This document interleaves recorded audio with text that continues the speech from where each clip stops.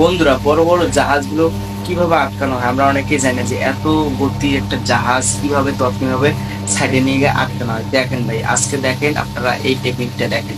দেখেন ভাই কত কষ্ট করে এই ধরনের জাহাজগুলো আটকানো হয় সাগরে বা বড় বড় নদীগুলোতে। কিন্তু দেখেন ভাই, এই যে দড়ি বা রশির মাধ্যমে যে আটকানো হয়, তো এখানে যদি অল্প একটু কম বেশ হয়ে যায় তাহলে কিন্তু ভাই জীবন বরবাদ হয়ে যেতে পারে, বা জীবন মানে যে কোনো একটা দুর্ঘটনা হতে পারে। দেখেন ভাই, এই আপনারা অলরেডি দেখতে পাচ্ছেন স্ক্রিনে বা ভিডিওতে। আপনারা দেখেন একটু ভুলের জন্য দেখেন কতগুলো লোকের ক্ষতি হয়ে যেতে পারে। তো এই কারণে চলন্ত জাহাজের ক্ষেত্রে কখনো কিনারায় আসলে কখনো দড়ি দিয়ে আটকানোর সময় সাবধানে আটকাতে হয়, এবং আশেপাশে কোনো লোকও থাকা যাবে না। থাকলে ভাই বিপদ অবধারিত। এটা একটু সতর্ক থাকবেন সবাই, কখনো কেউ যদি ঘুরতে যান। বন্ধুরা, বড় বড় জাহাজগুলো কিভাবে আটকানো হয় আমরা অনেকেই জানি না যে এত গতি একটা জাহাজ কিভাবে তৎক্ষণাৎ সাইডে নিয়ে গিয়ে আটকানো হয়। দেখেন ভাই, আজকে দেখেন আপনারা এই টেকনিকটা দেখেন।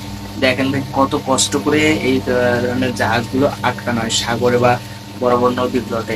কিন্তু দেখেন ভাই, এই যে দড়ি বা রশির মাধ্যমে যে আটকানো হয়, তো এখানে যদি অল্প একটু কম বেশ হয়ে যায় তাহলে কিন্তু ভাই জীবন বরবাদ হয়ে যেতে পারে, বা জীবন মানে যে কোনো একটা দুর্ঘটনা হতে পারে। দেখেন ভাই, এই আপনারা অলরেডি দেখতে পাচ্ছেন স্ক্রিনে বা ভিডিওতে। আপনারা দেখেন একটু ভুলের জন্য দেখেন কতগুলো লোকের ক্ষতি হয়ে যেতে পারে। তো এই কারণে চলন্ত জাহাজের ক্ষেত্রে কখনো কিনারায় আসলে কখনো দড়ি দিয়ে আটকানোর সময় সাবধানে আটকাতে হয়, এবং আশেপাশে কোনো লোকও থাকা যাবে না।